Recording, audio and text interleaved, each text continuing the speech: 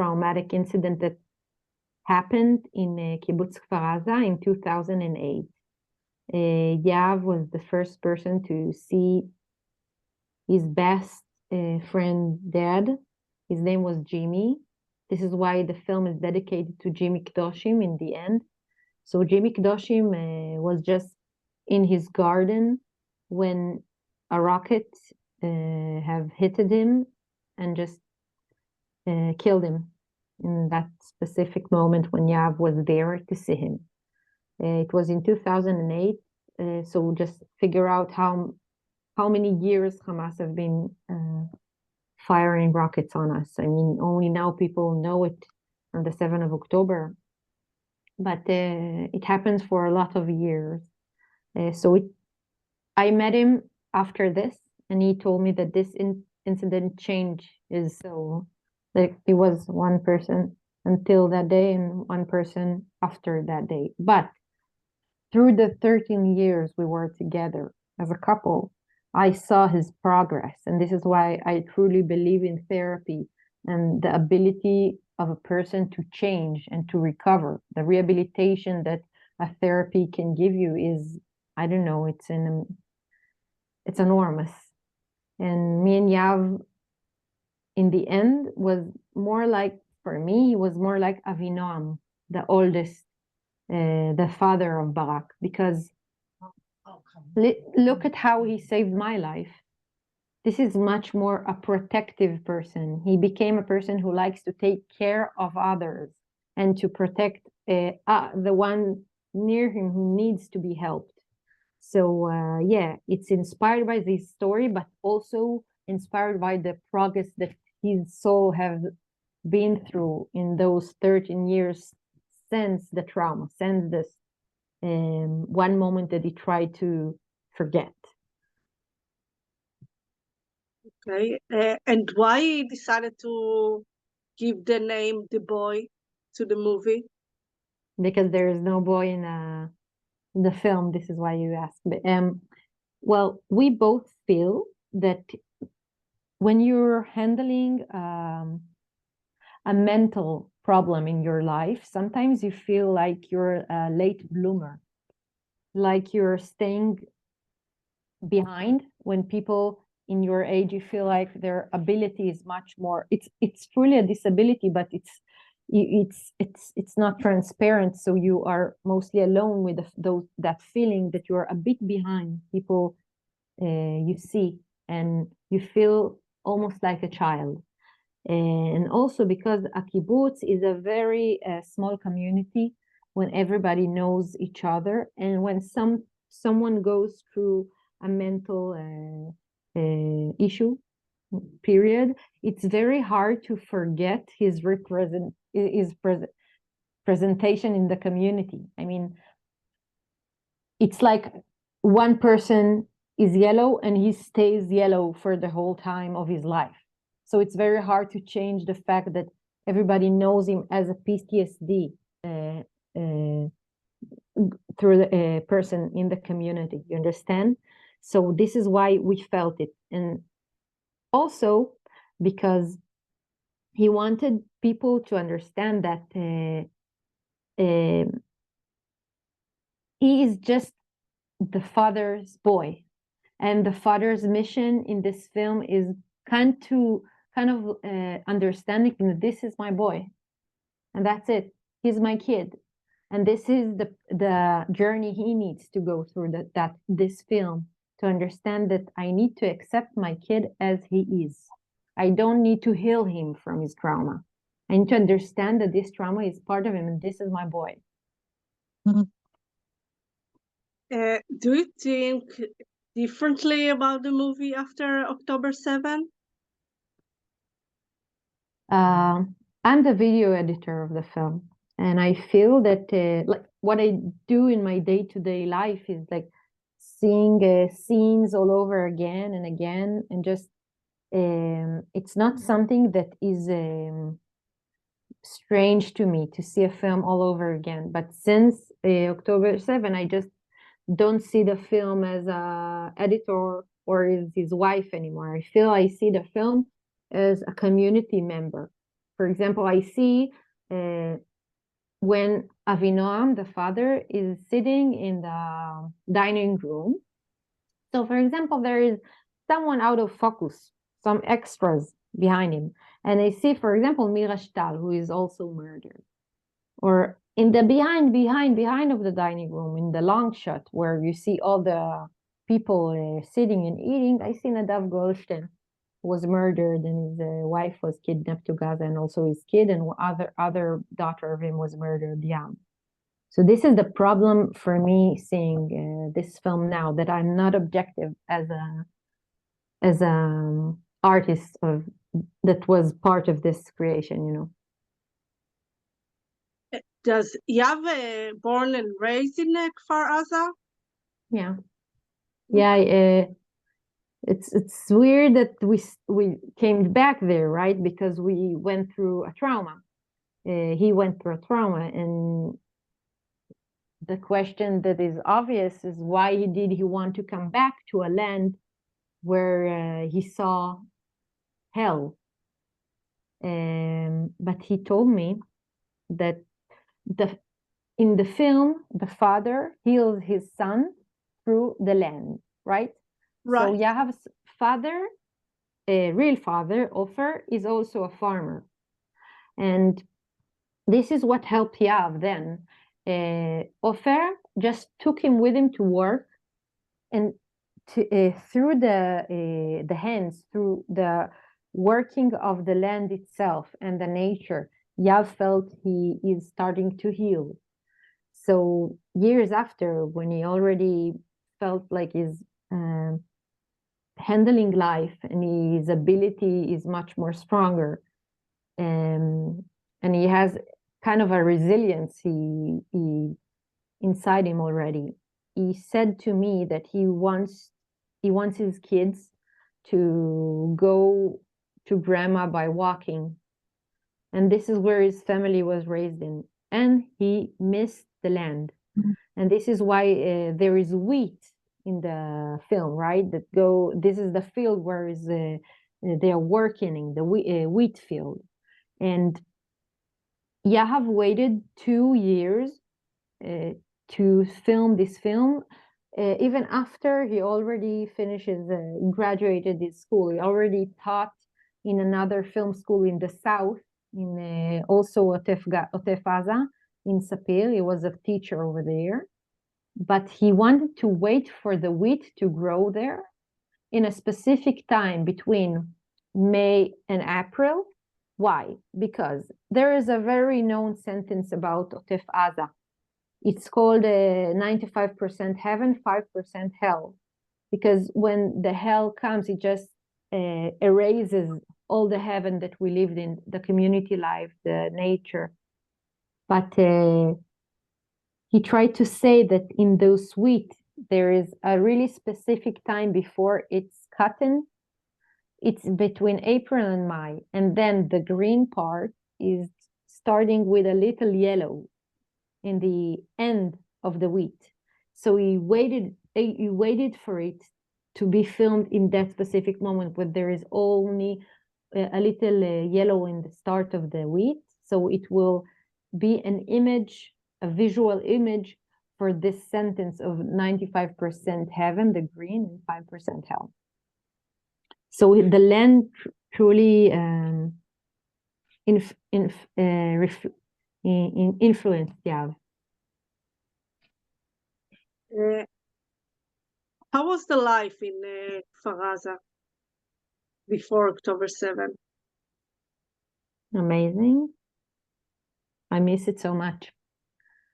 I miss it so much because there is truly no reality that I know that where you can actually knock on your neighbor's door when you need sugar. It's a mythos, you know, from films, but it's nothing that you actually see. Nobody will buy new cars because you don't want your neighbor to be jealous. And everybody volunteers. It's very cheap life, but very communicative. And we do holidays together. For example, Passover Eve, we did together. we were 600 people inside the dining room together. Yahav was the father of the mother of the Passover Eve, and we love the community, and I miss it so much. But now our community is broken. We don't have kibbutz at all. Most of our hearts are burned, and until 2006, a person cannot live there in this situation. The land, the houses, the water, everything was burned to ashes or eaten, and yeah. Do you consider to go back to Kfar Aza? In the start, I just said no. And it's really weird to ask me if I come back, and my friends, 5 of our friends are still kidnapped in Gaza. So I probably most of the time with my friends think, how will they come back? Not me to come back to Kfar Aza. But as time goes by, I really miss it, because in the city, I cannot feel natural with my feelings. I feel like I on the one hand, I have my daughter, Shaya, our daughter, who is growing up, but and time goes by and you do more things, and then you do another first thing that you love to do, but you do it yourself, and okay, I did it myself without him, and I'm okay, and I survive. But on the other hand, I feel that I'm a bit stuck in the 7th of October inside my head, because there are specific moments and memories that I truly wish I would forget, but I cannot.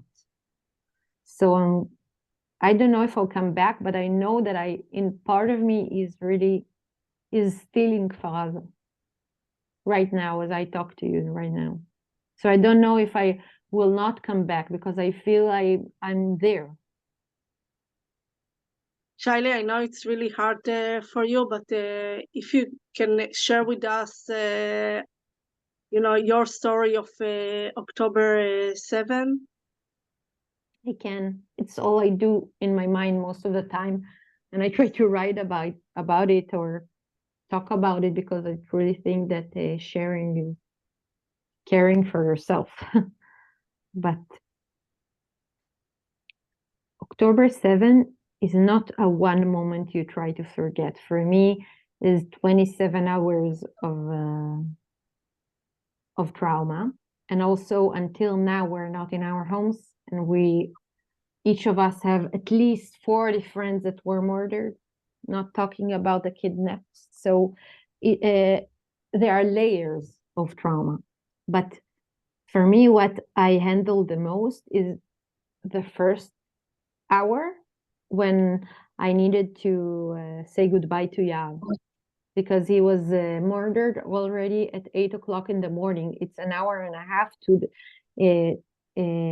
after it all started. And then I needed to survive 26 hours after. So the time after was not to enable the grief to come into my mind. Although I understand Yahav was murdered because they came in to our bedroom through the window. And when Yahav hold them in the window so I can run away from the door with our daughter, when I went outside our house, I just turned left. And if I would turn right, from neighbors who were outside and saw the incident from the outside, they told me that if I would run right, I would just not be here with you today. I would probably be either in Gaza or here, or dead with him. But that specific moment that I said goodbye to him is every day in my mind. And after it, I just needed to not making me understand what happened. Why? Because I told myself in the very first age that if they try to shoot at me and a 1-month-old baby, they kill them. I understand that, because there were rumors that he was kidnapped, and there was rumors that there is nobody in the house. But I felt inside me that he's gone. I saw them inside my bedroom. I saw the way they tried to shoot at me. They didn't made it, but they tried. And I feel that the hardest part for me was to hold the feeling of the grief so that my daughter Shaya would not cry or would be quiet, or that I should have stay strong for her. And also now I feel that I need to sometimes hold the grief because I have an 8-month-old daughter right now in my house. And so this is the part that I can talk to you about, for example, but it's hard for me to say much about the 27 hours because most of it was to make Shaya quiet. Because after I ran from the house, I tried to came into other houses. I knocked on the doors, but the terrorist was so close, I couldn't even shout, it's Shay-Li. They were everywhere, everywhere. And when Shaya started crying, I understand I need to run away because I heard the same group. There was someone of them who said like it was I heard the same sound of one of them in the group.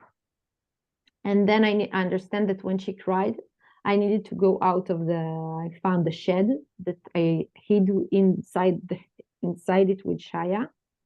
And when she started to cry, because until then she didn't, I don't know how, but she didn't. And then I had to go through a big lawn, and then somebody opened up to me. But why I needed to keep Shaya quiet, because that family had 3 kids, were 8 and 10. And when I came in and I told her that Yahav is dead, she told me that her sister too. I mean, we both understand what is a baby in this situation. So I truly say in my heart, every time I can, I say thank you to that family because of them I'm alive. But this was hard. The 27 hours were so hard, but also I was unable to give the feelings get inside my mind. This was most of the 27 hours. No feelings, just surviving. No thoughts. Sounds really, really hard. And I put on the chat short video that actually share the story of Shay-Li during this 30 hell hours. So after our webinar, I highly recommend to watch it. It's share what Shay-Li shared with us now. I was wondering what, you're here with us. What helped you to recover, to cope during this hard time? Art. It's truly what saves me. Every time in life, it saves me. I have a feeling that because art cannot die after you, for example, films are alive, but he's dead. And there are artists that even were mostly known only after their death. So this gives me some comfort to know that it cannot die. And also that I am so grateful, even though my heart is very sad in specific moments. I'm so grateful for me meeting Yahav in this life. And I feel that I had love that I never knew I can love like this. And also I never knew that I can be loved like that. It's like Shakespeare. It's like stories that he actually sacrificed his life for us out of love. So I know that I can write about love. And this gives me comfort, the fact that cinema is my tool and it can live after me and after him and after us. So, do you have any project during this time that you are working on? Yeah. Firstly, I need to start edit our feature film. We finished shooting a film in this July, in 2023 July.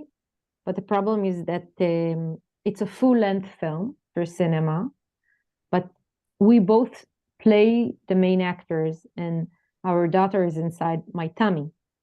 And we wanted to cast only non-actors because Yahav had a vision that he wants us to cast people from the kibbutzim near the border. So it's very easy to do it when your wife is the casting director. It's much more harder work than just going to a agent and telling him, I want a person who is 80. No, I needed to find them. So I went to all the kibbutzim and did audition to 180 non-actors, just friends from the kibbutzim. And then we chose 17 like neighbors from all the kibbutzim around. But the problem is for me to edit it and be, like I said, objective, I need to see people who lost their loved ones and extras that are not alive anymore. Iris Chaim, one of the main actors over there, her son was kidnapped and then dead.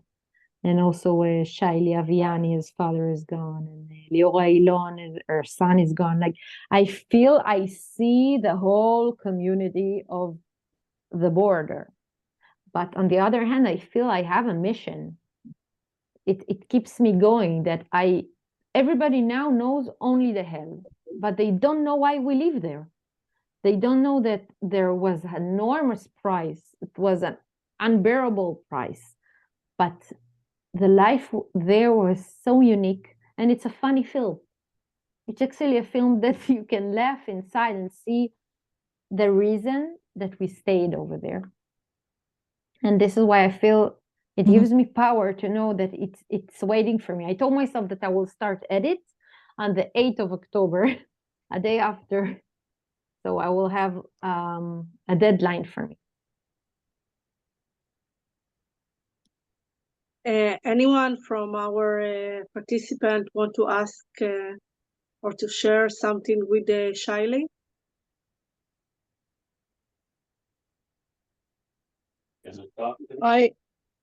May I speak? Sure. Yeah, of course. I've watched, it's hard to talk right now.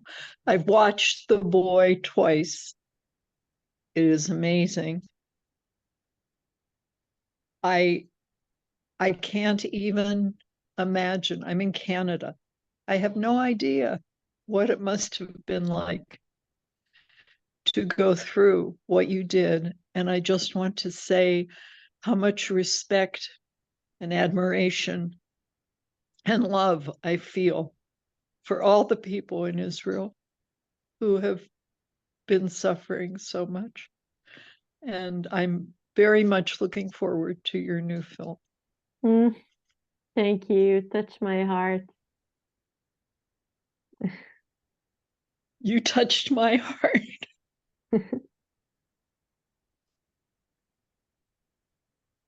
Thank you, Karen. Anyone else want to ask Shay-Li some questions?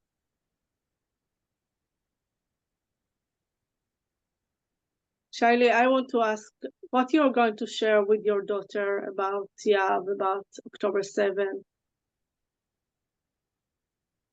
I cannot make a perfect world for Shaya. I don't believe in it.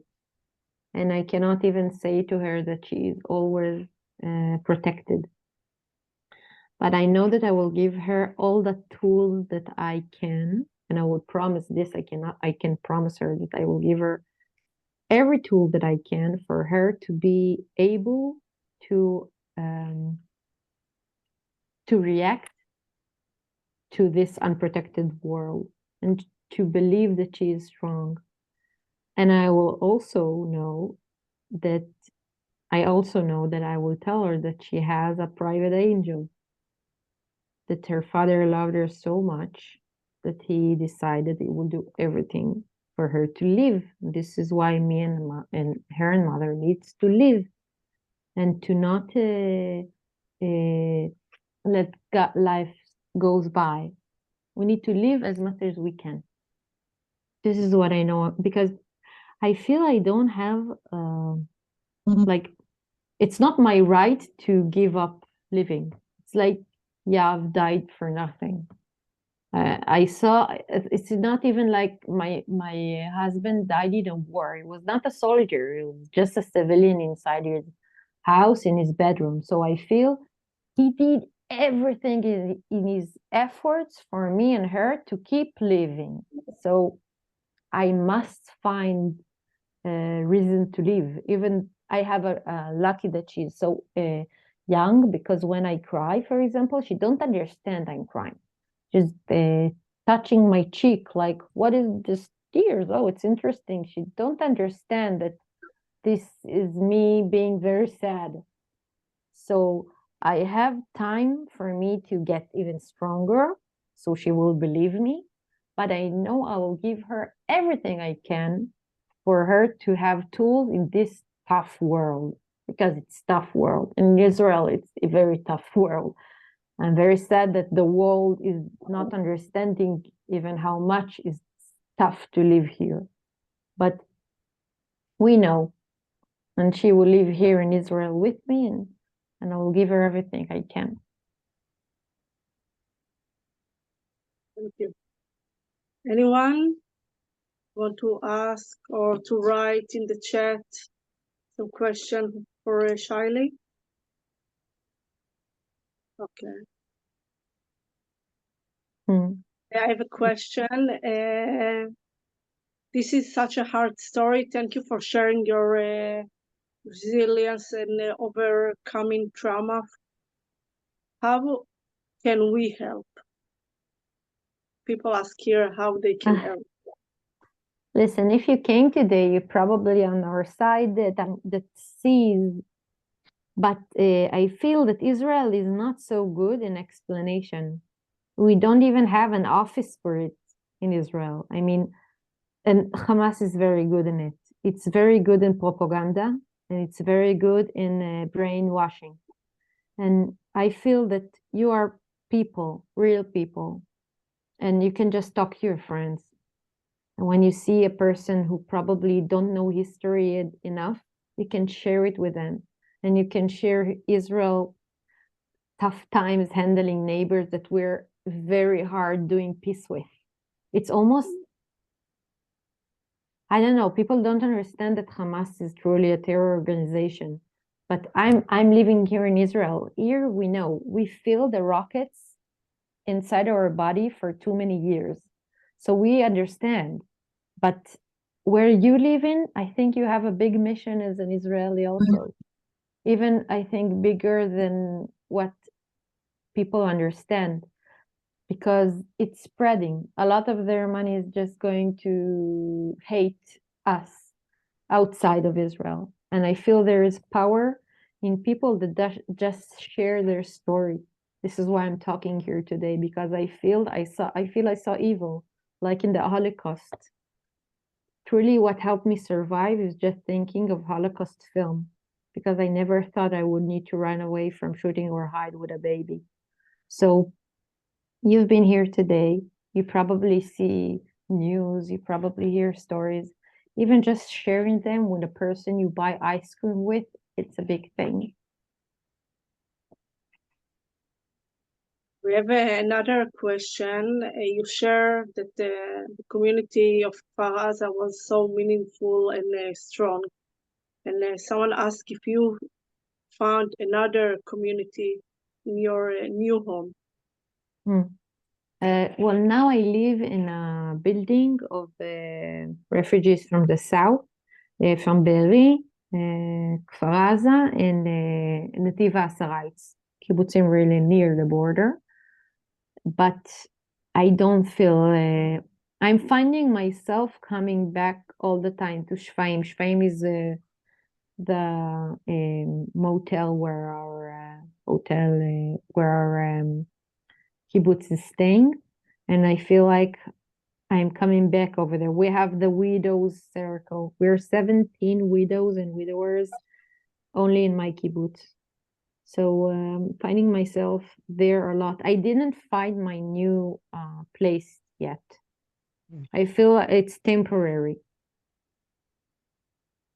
Not yet. It's very also hard to come to find such a thing because our destinies of truly, it's like this. Even though some of them may have been only a person that I talked to in the supermarket, the little supermarket in the kibbutz is the only thing we have over there. This were our conversation, what happens after, and the way we shared reality to this destiny. So yeah, I don't find, and I truly don't know if I will find. And the other thing is that I think that Yahav was my home. And this is why every walls in this couple of months, I've been through 3 different apartments because I needed to go from that place and from that place. I don't find, also now I need to move apartment. This is because it's temporary. It's a building of refugees, but it's not I cannot stay here a lot. So not yet. I wish I will, but not yet. Yav was my home and the walls are changing, but I'm still trying to understand. Maybe the new home would be only between me and Shaya. And only now she's becoming like a real person. She's and she has a character, you know. She insists on things and she wants things and she's so funny. So maybe I'm building the home between us just now. I have a question, if I can ask, please. Sure. Yeah. Hi, Shay-Li. Ani Amit. Hi. I'm so moved by everything you've been telling and sharing with us, and I really feel like film is such a powerful medium. What you and your kibbutz, your family, your whole community along the border has gone through. I've been trying to do a little hasbara for myself, but like you say, there's nothing coming from Israel. It's a huge challenge.